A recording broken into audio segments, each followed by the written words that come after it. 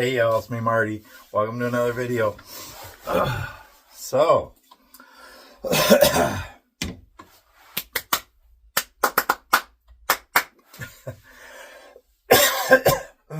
swallowing sawdust. So, good morning.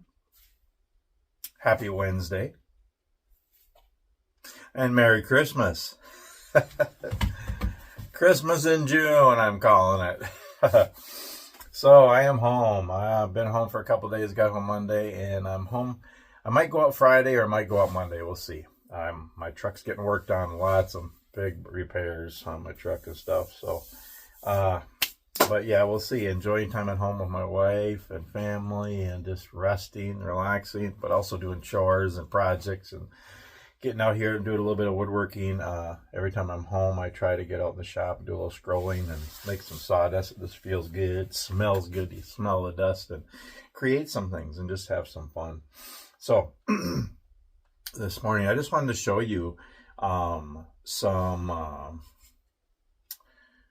Christmas Scrollsaw Woodworking projects. These are really simple, and I'm going to start with the simplest to a little bit more complex, but they're all pretty simple and small and easy, and they're wonderful, beautiful gifts. And yeah, I know it's not the Christmas season, but here's the thing, y'all. I love the Christmas season, but really it's not a season. It's a birthday. It's celebrating the birth of Jesus. And, you know, it's a celebration, and I love the Christmas time and just really everything about it, celebrating Jesus. And I also like making gifts and just celebrating being with family and friends and stuff. And I love the cool weather and stuff. It's summer now. I don't like summer, y'all know that, but it ain't too bad. This morning. It's about 65 and it's supposed to rain the next few days now. It'll be a little bit cooler. So, but yeah, I was just in the Christmas mood. I felt like doing some Christmas projects. So what I'm going to do in this video is I'm going to show you 10 little projects, small projects, that are woodworking projects you can do on the Scrollsaw. Also going to answer just a few questions people have asked recently and through the years that come up often.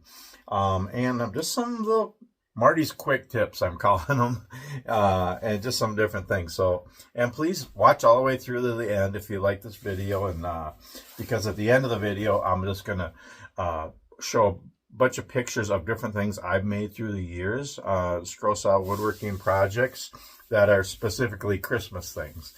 And the thing is, really, when you're making gifts at Christmas, they don't need to be Christmas theme. Make anything that's a gift for somebody. You want it to be year-round, not just a Christmas decoration. But there are lots of cool Christmas decorations, too. So these are kind of Christmas decorations, but there's so many gift ideas you can do on the Scrollsaw and woodworking. Again, I have thousands of patterns, and I'm always making up my own patterns and combining patterns and stuff. But these are 10 Christmas themed decorations that you can make, and they make wonderful gifts, and they're all kind of unique. You've probably seen them all before around on the internet and Facebook and YouTube, and you've probably seen them on my channel because I've made them through the years. Most of them have been around for a while. Nothing's really new, but they're just kind of fun. And yeah, so I'm going to show you. So if you're new to my channel, welcome. If you're old to my channel, thanks for sticking around. And again, it's a lot of woodworking, but a lot of outdoor stuff, and it's just whatever. A lot of times I'm on the road working as a truck driver, and it's whatever I make a video on, and so kind of just all my ramblings in life. So you never know. And again, it's just a hobby. I just do it for fun. So I'm just going to show you some quick things here, and nothing's real big or fancy. And if you're new to woodworking, give Scrollsaw a try. It's wonderful. It really is. It's a simple, fun, pretty safe compared to other tools, creative form of woodworking that anybody can do and anybody can learn. And you can make beautiful gifts out of the smallest pieces of wood. And you'll see, these are all small. I don't think anything is larger than 8 inches here. So you think about all the scrap and small pieces of wood that cabinet shops and furniture shops and all different places, they just throw out, you know. And that's why that's a good source to ask those people and find out if they'll let you have some of those small pieces. I don't call it scrap because all of those are great. So yeah, even the smallest pieces of wood can be made into wonderful gifts. and even things to sell, with the scroll saw. But okay, so I got 10 here, I think. 1, 2, 3, 4. I'm bad at math. 5, 6. Wait. 1. I told you. 1, 2, 3, 4, 5, 6, 7, 8, 9. Thought I had 10 here. All right. I was pretty sure I had 10 things here. 1, 2. Oh, there's 10. Okay, it's a small one. Okay, let's get going here. Okay, the first one, Noel. Just the word Noel, which I believe means birth, I think. Just a beautiful little cutout. And one of my favorite things to do on the scroll saw is cutting out word art. Almost everything here is word art. And just cutting out different words. And again, I have thousands of patterns, and I do templates and stuff. You all know that for most of my stuff. And I like doing word art, and I like doing names and stuff. And this is basically the templates that I have for making names. You can make anybody's name. This is wonderful. But yeah, just a simple Noel. I like that. And then get a little bit more intricate, a little bit more detailed. Some of them have inside cuts. Some of them don't. I'm not really big on inside cuts. I kind of avoid them. I don't do a lot of fret work, basically. And if you do, that's great. I just don't have the patience. I like to do quicker projects. I don't like to have more than 10 inside cuts. That's kind of my limit. And I've done more for 20 or 30, even 50, I think, one time. But I don't like doing like hundreds or thousands of inside cuts. That's just too much. And the other thing is, for me, I like to leave a lot of wood. The more inside cuts there is, you're taking out so much wood. There's more air or empty space than wood. And I just like to see the wood. That's just me personally. Again, everything I'm sharing here is my personal thoughts. Just my, I've been scroll sawing woodworking for 24 years, something like that. Oh wait, no, 33 years. 33 years. Yeah, and I'm still an amateur. I'm just learning, y'all. But it's just my 2 cents. So yeah. And here's another one. Joy. Just a nice little joy. And actually, there's no inside cuts here. You could do an inside cut on the O, but the way I did it there, it comes in and out. So yeah. Actually, this was I patterned. I got something. We have a bigger joy that we got at a garage sale for $1/4, and I zoomed it down to a smaller one, and I made the pattern. I've been making these for years. And yeah, that's the thing. We'll talk about patterns in a little bit here. There's so many places you can get patterns and designs and plans. Okay, Christmas ornaments. I love making Christmas ornaments, and I make all mine out of 1/4-inch hardwoods. This is 1/4-inch red oak, and this was my Christmas ornament this year. And so I've been making Christmas ornaments for years, and I have thousands of patterns, but I really haven't used many of them.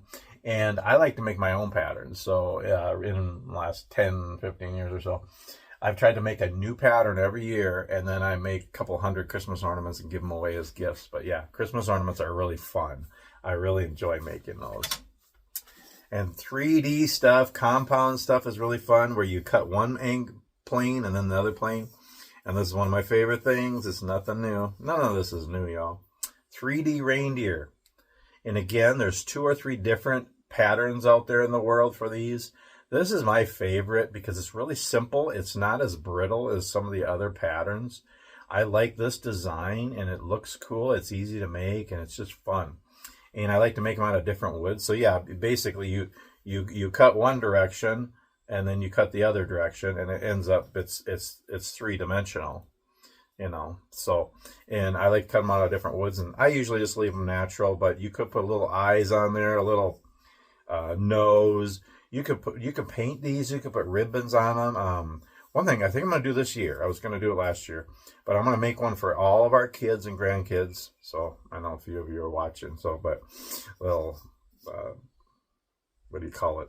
That whatever, ahead of time kind of thing. Anyway, put their name on here, put people's names on here, and just a little gift. Also could be made into Christmas ornament. They stand up. I got a little herd of reindeer right here on the workbench here, but yeah, so you can do different things. Yeah, you can put a hole through there, make a Christmas ornament, all kinds of stuff. 3D reindeer, those are fun. Okay, now here is basically a stand-up nativity puzzle.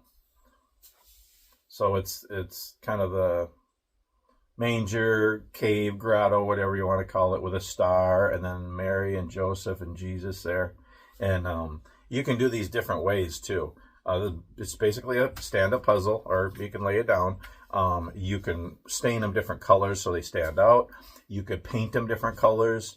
You could write details on them. You could wood burn on them. Again, all the different projects in Scrollsaw and woodworking. You can there's so many different, just all different options and ideas out there. Another thing you can do is you can tilt your scroll saw, I don't know what it is, 3 or 5 degrees when you cut, and then it'll cut at an angle. It's kind of hard to understand or explain, but then these will poke out. Like you could push Mary, Joseph, and Jesus out, and they'll stick because they're cut at an angle. And you could glue them in or whatever, and then the cave is kind of in, and the star, and it's, you know, there's different ways to make that, but a little nativity puzzle, stand-up puzzle decoration thing. So those are kind of cool. I've done lots of those as gifts too. Okay, now we're getting a little bit more detailed, and they're still pretty simple, y'all. They really are. Once you learn, it's not real hard. I like this one. This is a piece. Have a few inside cuts. I like this because it's really shows what a scroll saw can do. You know, a scroll saw cuts scrolls, curves and curls and stuff, you know, and that's what it's good at. And just all the swirls and the different, it just looks really cool. It's kind of a cursive word art, and it says peace, and there's a star and a dove, and I don't know, just kind of cool. That's one of my favorites. And it stands up. Most of these stand up. I think there's 3 here that you could hang on the wall, but most of these are kind of stand up, kind of word art things. But yeah, and I these are out of a variety of woods: pine and poplar and cedar and birch and oak and maple. So, but yeah, here's another word art. This is kind of fun for my Spanish brothers and sisters out there. Feliz Navidad, Feliz Navidad, Feliz Navidad. I don't know any more of the words. I don't know Spanish. I don't know other languages, but yeah, there's Feliz Navidad. Merry Christmas, I believe that means. Yeah. So that one's kind of fun. Little Feliz Navidad. And then I got a couple of crosses here, and I haven't done this one in a while, so I just did this one. It's kind of a Bethlehem star in a cross. I think that one's kind of neat. The other thing, what I do sometimes on some of these, and these are all just freshly cut, you know, and they come out pretty, there's not much sanding to do. I usually just take the edge off the edge, you know, but there's not much sanding. Otherwise, I might power sand the face if it needs.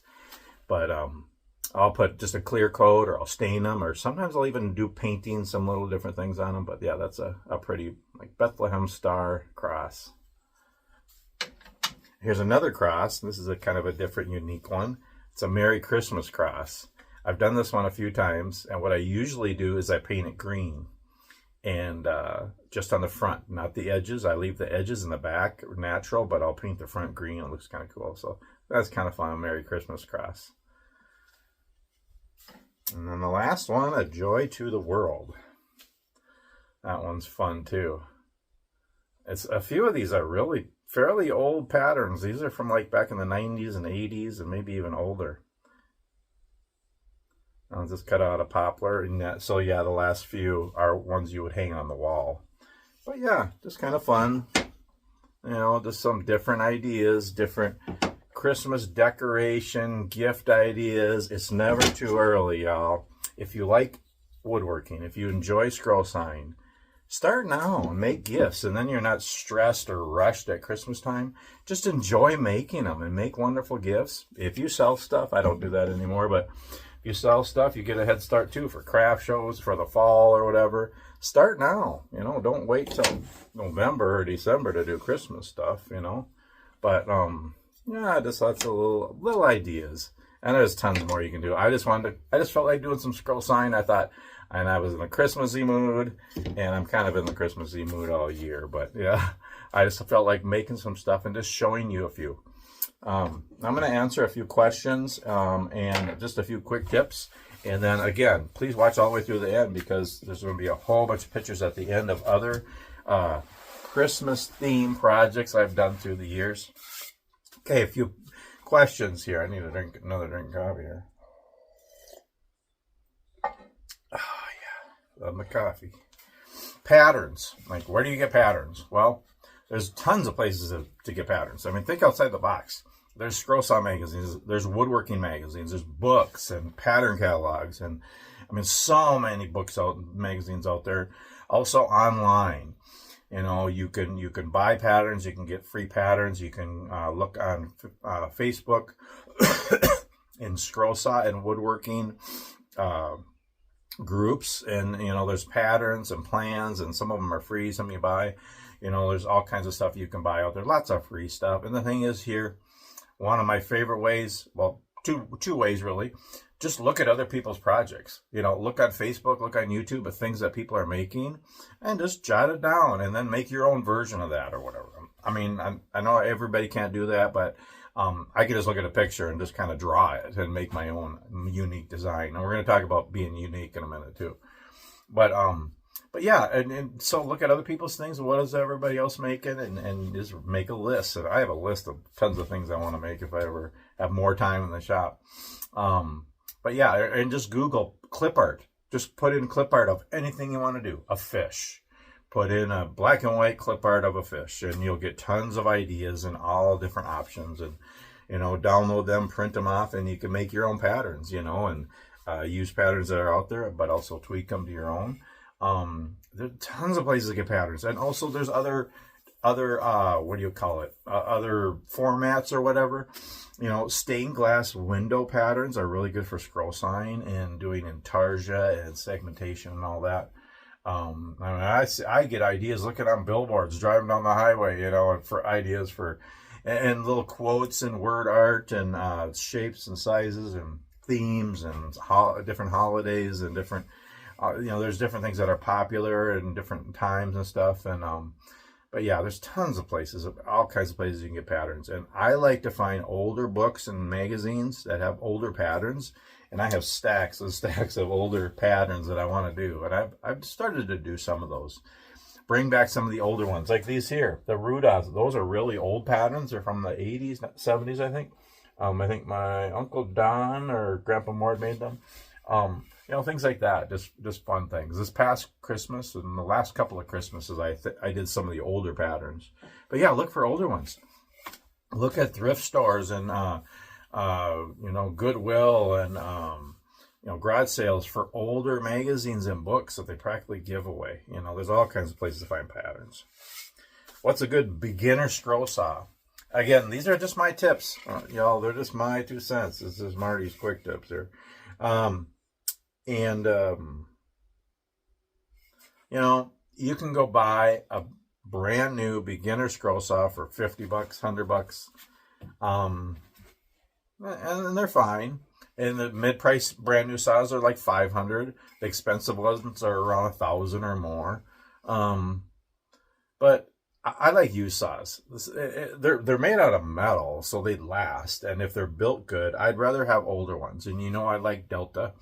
I'm not a brand person really, but I have a few Delta things in my shop right now. I like Delta, and I really like the older Delta scroll saws. And I have 2 right here, and I have 3 or 4 in the garage, because next door to my workshop, I have it's the extension of my shop is our garage, but I have 10 or 12 scroll saws. And when I get a chance, I teach our youth group, and I've taught in schools and stuff, and I teach scroll sawing to kids and stuff. It's fun. So I just pick them up, they're just used, and fix them up and clean them up. And I think there's better used older saws than the brand new ones. That's just my point of view, especially if you're talking cheaper. You know, a good brand new mid-price, the DeWalt and the Delta, I think are great.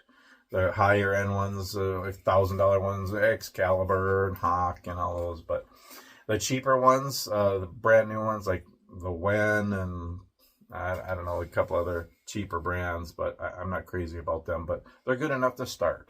But again, if you have $50 or $100, I mean, you could get more for that money buying a used one. And people practically give them away on Marketplace, depending on what state you are. We're in Minnesota, and a lot of people don't use scroll saws anymore, or they don't know what they're used for, or, so they practically give them away. I've gotten scroll saws for $5-10. And you can get a scroll saw that's was a $200-300 scroll saw and get it for $25-50, rather than one that's brand new for $50 or $100, but it's only worth $100. I'd rather, it's just my point of view. I think there's a lot of great used ones out there, and different things to look for. A good tabletop, quick release blade holders are nice, the tensioning, a dust blower, a light, possibly foot pedal, but you can add some of that stuff. You don't have to have a giant saw. They keep making it bigger, 20, 24, 20, or 30. Why do you need it so big? I mean, I do little things. I don't need a big scroll saw. It just takes up more room. So you don't need a giant table and a huge long throat on it. I don't, because I don't do big stuff. And I've actually shown, and I've done videos where I've shown where you can do a big project on a small scroll saw. You just got to be creative. You got to spin it and do the different cuts and stuff. And so you don't need a big scroll saw. But yeah, that's used is great, I think. What's the deal with Rockler? Okay, I have a Rockler hat on. A lot of people don't know what Rockler is. Rockler is a specialty woodworking store, and they're actually based in Minnesota. They started in Plymouth or Minnetonka, Medina area, and there's 3 or 4 stores in Minnesota, and then there's in some other states, and it's kind of a family-owned, and it's specialty, just woodworking, hobby store. I actually don't go there very often anymore. They used to have a lot of scroll saw stuff. They had books and magazines and scroll saw blades. They had the DeWalt scroll saw, I think. They had Delta. They had some different ones. They don't even carry that anymore because, not to get into the whole argument, but lasers have kind of phased out scroll saws in a big way. But lasers have their place if you like that. There's a lot of things you can do on a laser that you can't on a scroll saw. Like doing the etching, the wood burning. I like that that the lasers can do. But as far as lasers doing scroll saw stuff, and I mean, yeah, it's hard for people to make a living or even part-time doing scroll sawing when people can whip them off on a laser. But you got to be able to afford a $500 or $1,000 laser too. I wouldn't want to do that anyway. But anyway, that's, so the Rockler and a lot of stores, especially woodworking stores and Woodcraft, other ones, they don't carry scroll saw stuff anymore because it's all about lasers. But I used to get that stuff there. But it is a neat store. It's a fun store to shop around and just look, even if you don't buy anything. They have unique things there. Of course they have tools and hardware. They have exotic woods you can't find anywhere else. They have just little trinket, cool little things. They have carving stuff. I got my hook knife for carving spoons, I think, at Rockler or Woodcraft. So they just cool stuff. They got hats and mugs and aprons, different things, and they're a neat store. And it's a little more expensive than going to other places, but they got specialty hardware for a lot of different woodworking projects. Jewelry boxes and cabinets and wood turning, and wood turning is really big there and stuff. So they're a neat store. So check out Rockler, and there's a few other specialty woodworking stores around the country, but Rockler's kind of in Minnesota and the Midwest. So that's what that is. Menards is my favorite store out. That's they're based out of Wisconsin and Minnesota, and there's Iowa, some other states, but they're family owned too. Great store. They got everything. Just an all around cool hometown store. I really like Menards, but Menards is where I get most of my wood. Really good deals on all woods, oak and poplar and alder and mahogany and maple and birch and lots of different pretty good prices on wood and tools. They got lower end, mid price, and higher end tools, but they got everything there. Anyway, Menards. I got videos on Menards if you want to watch. Again, I'm getting close to 600 videos, so please go watch my older videos. I got tons of woodworking and scroll sawing and all. Yeah, go check them out. My favorite wood, probably poplar. Poplar really cuts nice. Poplar looks nice, it smells good, cuts really nice on the scroll saw. It's a step up from pine as it's cleaner and tighter grain. costs a little bit more, but it's still affordable. I like poplar. Pretty white for the most part, but sometimes it has like green streaks in it. But poplar is one of my favorite woods to cut. I also really like birch. I really like birch is one of my all-around favorite woods for scroll sawing and carving. But yeah, I like cherry and maple and stuff too. And but I use all different kinds of woods. But yeah, blades. I like the Olson. Actually, this is probably my favorite blade right here. It's a little more expensive, but I don't have a chance to scroll saw that often, so I don't buy them that often. But this is the Olson PGT number 5. And they just last longer. And that's probably my favorite blade. I like Olson blades, kind of like I like Delta, because that's what I've had used for years. And I can get Olson blades at Menards. I do need to order them in bulk. I keep saying that. I order them in bulk, I can get them cheaper. Also, Flying Dutchman. I have some Flying Dutchman, but that's just mine. There's all kinds of, there's Shark, Tooth, and Pegasus. There are all kinds of brands out there that are really good too. So yeah, just find a brand you like and use it. And a number 5 blade, I think, is good for everything. Thin wood, thick wood, soft woods, hardwoods, all around. But if you're doing thin work, 1/4 inch, 1/8 inch, go lower in number. Number 3 or number 2, it works good too. If you're going really thick wood or hardwoods, number 7 or number 9. But basically a number 5 is good all around blade. And I like the skip tooth and the reverse. So, but yeah, finishes, I just use clear coats. I use tung oils and Danish oil. Sometimes I dip the smaller projects in. If it's bigger woodworking projects, I'll wipe on stain, but I'm not really good at that. And I'm colorblind anyway. So I like clear coats, Minwax, the Varathane, Helmsman, any of those brands, whatever's on sale. Deft, I used to get Deft all the time. Clear coats or one with a little bit of a tint. That's what I use for almost everything. I just kind of spray most of my little projects and stuff. Templates, again, I use tempered hardboard. It's 1/8 inch. Actually, this is 1/4 inch. It doesn't have to be that thick though. And you can buy at Menards or other places like a 4-foot by 8-foot sheet for like $10-20 and get hundreds of patterns out of it. And I know it's work to make the patterns, but then you have it and you can just trace it on wood, and then you don't have to use paper patterns. I don't like using paper patterns because, especially things like this. This is a little mini like jig stick for fishing I made.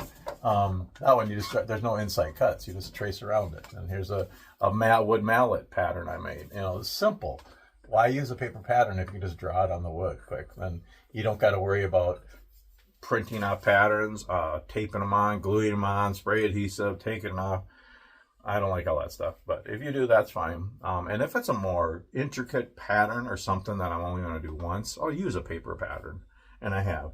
And I have a lot of paper patterns, but I have hundreds of templates I've made through the years, especially things that I like to make a lot of and often. So yeah. Some just quick tips. Use clear packing tape if you're cutting wood that is hardwood, that's like maple, cherry, purple heart, or really thick wood. If you put clear packing tape on the bottom, it helps cool the blade. The blade lasts longer. It doesn't burn the wood. It really does help. Don't use cheap tape though. So yeah, that story. But clear packing tape helps. Use patterns as a guide. It's just my 2 cents again, my opinion, but there's people out there that do their patterns of projects exactly to the pattern and the design and the plan. That's fine. It's just not me. I just encourage you to think outside the box and be unique and be yourself and use a pattern as a guide, to make it, but go outside of the line a little bit, tweak it to make it your own, add something to it, add a part of it or another part of the design or combine it with other patterns. I'm constantly doing that. Many times and most of the time I purposely go outside of the line just to make it a little different shape, a different size, different things like that. So yeah, use pattern as a guide. And again, be unique and different. Just be yourself. Let your personality and your kind of woodworking, your hobby, flow through your craft and what you're making. Again, ideas are everywhere. Patterns are all over. I mean, you can just, yeah, everywhere. There's so many ideas, and you can just tweak ideas. And I'm always making a list. I see something, I said, you know what? I have an idea of doing something like that. Not exactly, but it gave me another idea. And that's what I hope this does. This get you, helps you all to just think for yourself and be unique and creative, and then think up your own patterns and plans and designs. Like I said, start making gifts now. It's June. If you want to make gifts for Christmas, now's the time to start. Don't wait till December. Don't even wait till July. This is Christmas in June. Do it now. And just enjoy woodworking and scrolling and making things and making gifts. And I'm getting piles of stuff made as I get out here every once in a while. And I'll have different things for this coming Christmas 2025. So yeah, start making gifts now. On the Scrollsaw, I do the difficult parts first. So if there's hard parts and inside cuts, I do all of them first. For one thing, I like to get the harder parts done first and then do the easy parts. Also, I do the outside last because then you have more wood to hold. If you cut the inside, or if you cut the outside first, then you have less wood to hold when you're cutting, and then your fingers are closer to the blade. So I always do the harder parts first and the inside cuts, and then I do the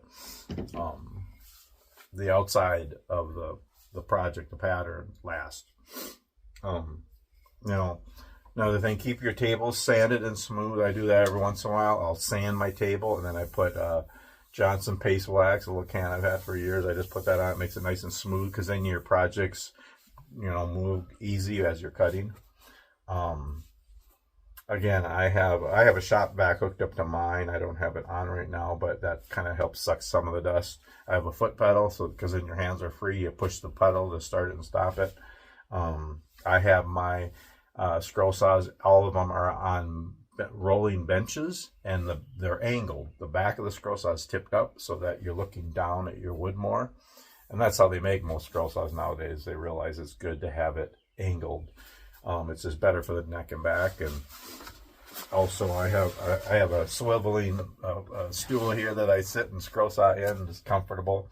I wear earplugs just because this saw is a little loud. Sometimes I'll have earbuds in and listen to music or YouTube or whatever, and just but be safe. I have safety glasses. They're actually bifocals I wear, and then earplugs. You can wear a dust mask too. I don't, but sometimes if I do any sanding or any of that, I'll do it outside. Sometimes I'll bring my scroll saw outside on my deck.